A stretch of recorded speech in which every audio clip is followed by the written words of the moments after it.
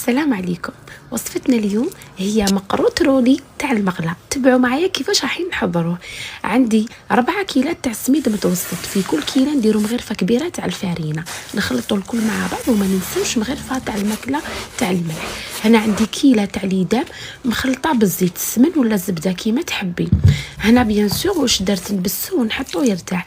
هنا عندي هذاك الغرس ديالي كنت فورته، عجنته بشويه تاع الماء زهر مع الزيت، ديري له شويه تاع جلجلان سيداتي وشويه تاع القرفه وقرنفل.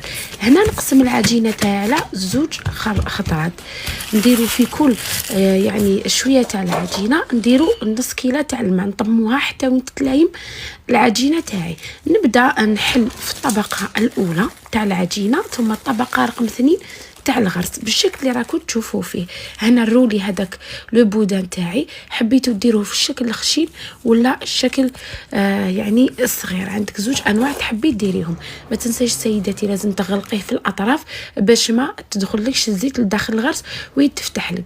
هنا بيان سور بعد ما يتقلى راح نعسلو بعسيله الدب القنطره خاليه من الجلوتين، ماشي حلوه بزاف. وشوفوا تعرفوا القوام تاعها، انا نعتمدها كامل في وصفاتي. وكانت هذه وصفتنا تاع نهار اليوم، نتمنى انه نالت اعجابكم. نتلاقاو في وصفات اخرى.